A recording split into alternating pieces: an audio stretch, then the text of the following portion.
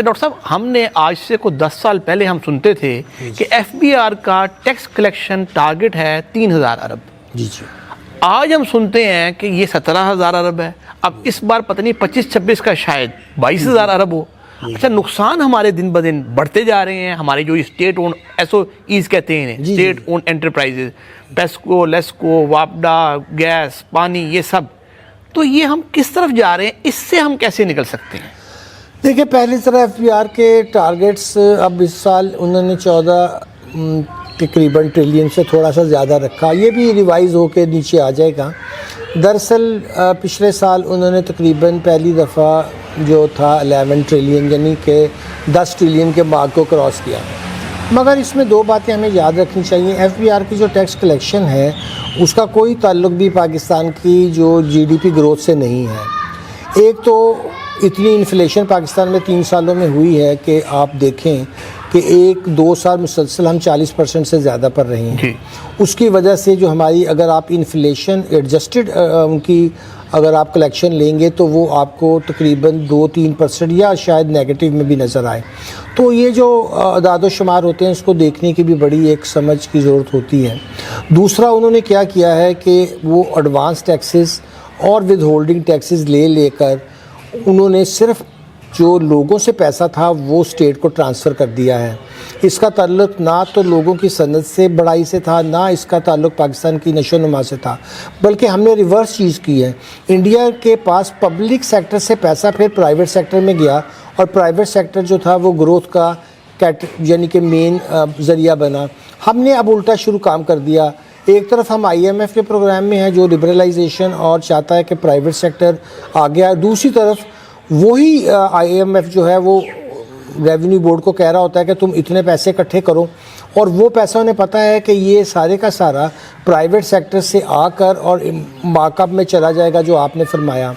تو I am F کی جو غلط پالیسیز ہیں اس کا آپ اندازہ اس بات سے لگا سکتے ہیں کہ اب انہوں نے اپنی جو رپورٹ کرپشن کی، ان ایفیشنسی کی حال ہی میں دی اور اس میں خود ماننا ہے کہ پاکستان کا گروتھ ماڈل جو ہے، یہ تو ورلڈ بینک کی رپورٹ آپ نے دیکھی ہوگی کہ وہ ٹوٹلی فیلئر ہے.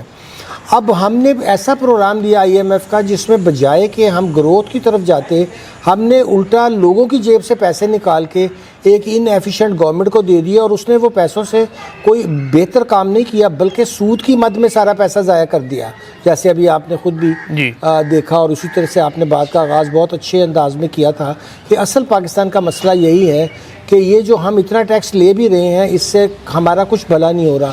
یہ پیسہ لوگوں کی ویلفیئر پہ استعمال نہیں ہو رہا، یہ نئی جابز کریٹ کرنے کے لیے استعمال نہیں ہو رہا. یہ ٹیکس دیکھیں، ٹیکس کا اصل مسرت یہ ہوتا ہے کہ ایز اے ٹیکس پالیسی تو وہ ملک کی معیشت کو آگے بڑھائیں، اور جو پیسہ آئے وہ لوگوں کی ویلفیئر پہ استعمال ہیومن ڈیولپمنٹ. جی بس یہ دو اس کے پرپز، یہ دونوں پرپز کی بجائے ہم الٹا کام کر رہے ہیں. ہم تو لوگوں کو غریب سے غریب تر کر رہے ہیں، اپنی صنعتوں کو تباہ کر چکے ہیں اور مزید تباہ کرنے کا ارادہ رکھتے ہیں انہی ٹیکسز کی وجہ سے جن کی کوئی سینس نہیں ہے. اور پھر ہم نے ایک اور بہت خراب کام کیا کہ جو پرائیویٹ سیکٹر میں تھوڑا بہت کیپٹل بنایا بھی تھا وہ بھی ٹیکسوں کی شکل میں کھینچ کر اس حکومت کو دے دیا جو صرف قرضوں کے اوپر زندہ ہے. تو سارے کا سارا آپ دیکھیے ہمارا پیسہ بھی ضائع ہو گیا اور لوگوں کی زندگی بھی مشکل ہو گئی. آج پاکستان میں اگر ہم ایف بی آر کے ٹیکسز جو ہیں صرف اسی کو لے لیں تو یہ ایک واحد طریقے سے ہی ہم نے اپنے آپ کو تباہ کر لیا، جیسا میں نے آپ کو ایکسپلین کیا ہے. جو فرق ہم دیکھ رہے تھے انڈین ماڈل میں، جو فرق ہم دیکھتے تھے دوسرے ممالک کے ساتھ، چائنا کے ساتھ، وہاں چائنا حالانکہ ایک سوشلسٹ اکانومی اپنے آپ کو کہتا ہے مگر وہاں پہ پرائیویٹ سیکٹر کے رول کو اس قدر بڑھایا اسٹیٹ نے، تو اسی وجہ سے چائنا نے اتنی ترقی کی ہے کہ اب آپ دیکھیں 800 ملین لوگوں کو سطح غربت سے اٹھانا کوئی آسان کام 35-40 سال میں جی بہت مشکل کام تھا. جبکہ وہ ہم سے 2 سال بعد آزاد ہوئے اور ان کی معاشی حالت تو بہت ہی خراب تھی. ہیومن ریسورس کا تو وہاں یہ حال تھا کہ آدھے سے زیادہ چینی تو آپ کو پتہ ہے نشوں کے عادی تھے اور بہت مشکلات تھیں. ہمیں تو ایک ایسی سوسائٹی ملی تھی جس میں کچھ نہیں تو انگریزوں نے تعلیم دی تھی. ایگریکلچر بہت سٹرونگ تھا ہمارے اس ایریا کا، اور وہاں سے اگر ہم ایکسپورٹ اورینٹیڈ پروڈکٹس کی طرف جاتے تو ہمیں تو کسی چیز کی ضرورت ہی نہیں تھی. اب آپ دیکھیے بارلے سے تھوڑی سی وہ ایک ایکسٹریکٹ کرتے ہیں اور کیسے آپ مشروبات اس سے وہ پیکنگ کر کے بیچ رہے ہوتے ہیں. ہم اپنا کس قدر سٹرس ضائع کر رہے ہیں, اس سٹرس سے ہم کتنا جوس بنا کر اس میں ویلیو ایڈ کر کے اس کی شیلف لائف بڑھا کے باہر بیچ سکتے ہیں.